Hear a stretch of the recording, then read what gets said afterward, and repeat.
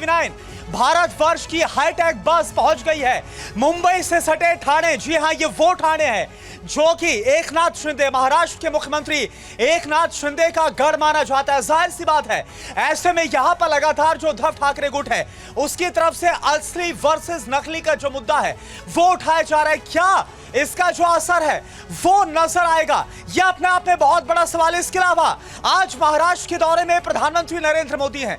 एक बार फिर से उन्होंने महाविकास अघाड़ी पर जमकर निशाना साधा और यह सीधे तौर पर कह दिया कि जो औरंगजेब का फैन क्लब है, यानी कि जो औरंगजेब को चाहते हैं, उनके साथ उनकी जो लड़ाई है वो राष्ट्र भक्तों से।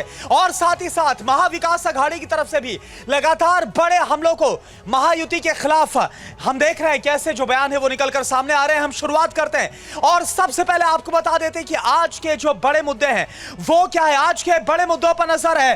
ठाणे में एकनाथ शिंदे की प्रतिष्ठा दांव पर है, जैसा हमने आपको बताया, क्योंकि ये गढ़ माना जाता है, गृह क्षेत्र है मुख्यमंत्री एकनाथ शिंदे का। तो यहां की जो जनता मौजूद है वो क्या सोचती है, इसके अलावा असली शिवसेना की लड़ाई आखिर विधानसभा चुनाव में कौन जीतने वाला। लोकसभा चुनाव में हालांकि महायुति ने बाजी जरूर यहां पर मानी, लेकिन क्या विधानसभा चुनाव का पैटर्न होगा, इस पर हम बात करेंगे। बटेंगे तो कटेंगे पर महायुति में दरार नजर आ रही है। अजित पवार ने एक बार फिर से यह कहा है कि हम ऐसे नारों का समर्थन नहीं करते, इस पर हम बात करेंगे। और साथ ही साथ क्या जो औरंगजेब का मुद्दा है वो असर डालेगा, क्योंकि लगातार बीजेपी ये निशाना साध रही है कि महाविकास अघाड़ी जो है वो औरंगजेब फैन क्लब है, इस पर हम बात करेंगे। और इसके अलावा जाति जनगणना के वादे से जो महाविकास अघाड़ी का वादा है गारंटी में, क्या इसका फायदा महाविकास अघाड़ी को सीटों के तौर पर होगा, इस पर हम बात करेंगे। शुरुआत करते हैं सबसे पहले जोरदार तालियों के साथ। आप बता दीजिए कितना जोश है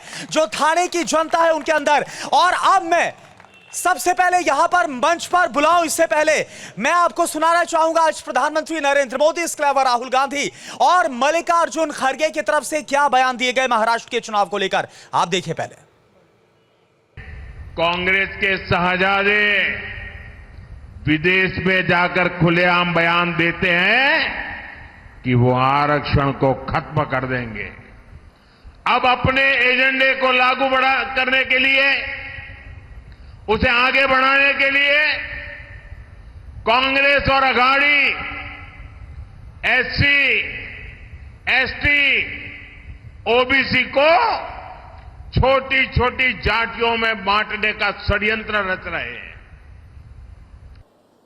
पार्लियामेंट में मैंने कह दिया है, लोकसभा में नरेंद्र मोदी के सामने, कांग्रेस पार्टी की सरकार जाति जनगणना करेगी और ये जो 50% का आपने रिजर्वेशन पे दीवार लगा रखी है उसको हम तोड़ के उड़ा के फेंक देंगे।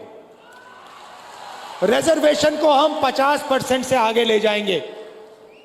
अब आप ही सोचिए कि मोदी साहब बार बार आ रहे हैं, शाह साहब बार बार आ रहे हैं, पूरी उनकी टीम जितनी भी है, सेंट्रल गवर्नमेंट कैबिनेट और आजू बाजू के चीफ मिनिस्टर्स यहाँ आ रहे बोले तो इसका मतलब क्या है कि वो लोग घबरा गए हैं। तो देखिए, बयानबाजियों ने महाराष्ट्र में जो सियासी पारा है वो बढ़ा दिया। और चलिए सबसे पहले मैं मंच पर स्वागत करना चाहूंगा हमारे सभी खास मेहमानों का। सबसे पहले मैं बुलाना चाहूंगा एनसीपी शरद पवार गुट से रचना वैद्य जी को। बहुत बहुत स्वागत है, आप आइए मंच पर और जोरदार तालियों के साथ आप स्वागत करिए। और साथ ही साथ अब मैं बुलाना चाहूंगा बीजेपी से मिलिंद पाटराकर साहब को, जो कि प्रवक्ता है बीजेपी के।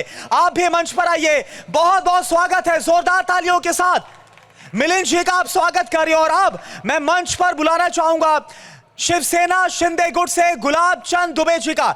आप भी आइए मंच पर, बहुत बहुत स्वागत है। और देखिए, सबसे बड़ी बात, हमारे साथ जो यहां पर ठाणे की जनता मौजूद है उनसे मैं बात करूंगा।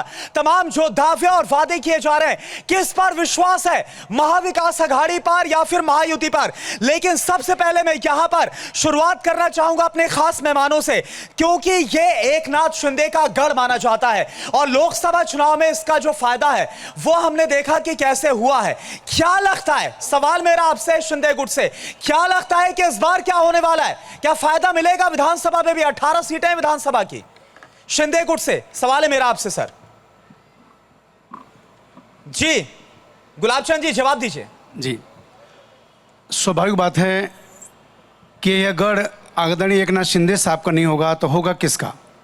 हिंदू हृदय सम्राट माननीय साहब ठाकरे के विचारों को ले चलने का जिस व्यक्ति के जेहन में संकल्प हो और उसी परंपरा पर चलने वाला वो मर्द मराठा आदरणीय एकनाथ शिंदे साहब का गढ़ ही होना सुनिश्चित होना चाहिए, जिन्होंने धर्मवीर आनंद दिघे साहब के परंपराओं का निर्वाह किया, उनके परंपरा पर चलने के लिए जिन्होंने दिन रात एक किया समाज सेवा का, उन्हें आदरणीय धर्मवीर आनंद दिघे साहब के परंपरा पर चलकर न रात दिखता है न दिन दिखता है, तो उनका गढ़ नहीं किसका और गढ़ हो सकता है।